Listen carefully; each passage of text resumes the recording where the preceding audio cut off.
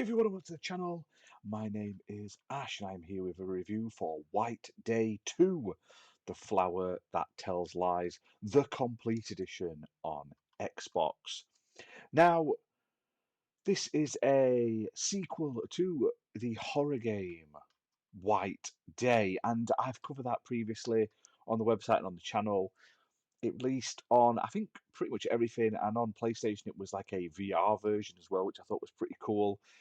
Now, this is a follow-up to that game. Now, it originally came out in 2023 on PC, and it came out like episodically. So they released a couple of parts to it, and this is the complete edition, everything included, as well as some additional DLC, all thrown into one nice package. Now, on Xbox, this is an Xbox Series X and S only game, so it's next gen only. On PlayStation, it's on PS5, I believe, as well. So it's truly next gen in terms of releases, also available on PC. Now, it's developed by uh, Rootnstudio and published by PQube, who were kind of to send me a copy for this video, so huge thank you to them for that. It's priced at $24.99 on Xbox. Now, this is a fun little game. It's scary. It improves on the original in many ways. And I'm glad that this franchise has got some legs to it. I hope that it keeps going. I hope we get more and more. Now, in terms of story-wise, this one takes place a day after the previous game, set in the same high school.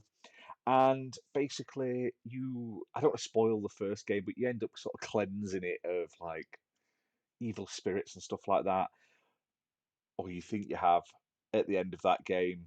And in this one, four individuals will return to the school because they are trying to get answers about some unsolved mysteries that they're worrying about.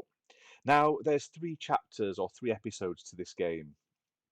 Each one is from a different perspective, and it basically it's an interlocking story, but each one of them comes from different people and different places and stuff like that. Now, if you've played the original game, you'll be pleased to know a lot of the like popular areas from that game are returning for this one, as well as brand new areas being added to the school and stuff for you to explore. The game plays in a first person perspective, and it sees you wandering around these schools completing puzzles. And one thing I will say, the puzzles in this game aren't like bog standard, easy completion sort of things. You have to figure out exactly what's needed. You have to search for the clues and specific items and stuff to solve these puzzles. Kind of like escape rooms. Like you have to decipher riddles and stuff like that, because it's not just, oh, go into this room, I'll turn a statue to the right and push a button in a certain order to move on. It's much more like hands-on. You have to use your brain on them, and some of them stumped me to begin with, but I managed to get through them. They were never like to the point of like frustratingly difficult. Now, as you're wandering around this school, you've got your torch to like to protect you, but there are things in this school that are rather supernatural. You've got ghost encounters, and you've got your camera, and that sort of reveals the origins of these ghosts and why they're stuck here. But there's also, and one thing I hated about the first game, I don't want to say hated, it was the thing I liked the least about the first game was stalkers. And in the first game, it was the janitor following you around, and he would just sort of always seem to know where you are. He'd pop up, and it would just sort of force you to run and hide or run away and stuff like that. Well, in this one, there are multiple stalkers, from like possessed night guards to phantoms, and you've got your camera to like stun them. You flash them, and it stuns them, and you can get away. But I felt like there was less hiding in this game, and it was more like if you get caught, that's it. It's game over. You basically got to try again. Whereas in the first game, I felt like you could hide a lot more and evade them, even though they were frustrating. I just feel like it's a good idea. It's just not fully implemented super like to make it super enjoyable. Now, on top of the 3 episodes that you get, you also get some costume DLC, which includes 7 additional costumes for your characters. So it's all sort of put together in this nice little pack at a fair price.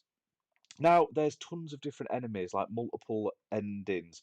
I believe there's 14. I want to say there's definitely over 10, but I think there's 14 potential endings, obviously spread out over each of the episodes, depending on the choices you make and what you do in each of the episodes. The whole playthrough isn't going to take you hours and hours and hours. It'll probably be about 8 hours, I think, to play through it completely, maybe 10. But it is rather creepy. The atmosphere is like spooky. And while the first game had a more, I want to say, like PS2 like aesthetic to it, it was much more older looking, lower poly. The graphics have definitely been upgraded in this one. The character models look better, the environments look more detailed, the lighting looks better. They've definitely done a really good job of improving it in that sense. So that's really good. I like that they've gone forward, made the second game even better than the first. One thing I do really like about this game is the Korean setting. I like the sort of school setting. I love all of the like ghost encounters. They are absolutely freaky as hell. They scare the pants off me. I always wanted to stream games like this, but I get jumpy at the slightest bit of scariness. If you've ever watched me and BMG sort of stream any of the sort of co-op horror games, you'll know what we're like. But I love the sort of Korean like folklore and the sort of ghosts and everything like that. I love that there's like branching storylines and stuff. I feel like it's a really nice package. It's not perfect. The hunters, like I said, the stalkers, seem to know exactly where you are and they will chase you till you die. Um, it's just they just sort of take away from like the atmosphere a bit and just make it too stressful, and there's not enough to combat them. But the rest of the game as a whole, the puzzles that are super in depth are really good, and the setting and the music and the sounds and everything, absolutely great. And it's a massive improvement over the original.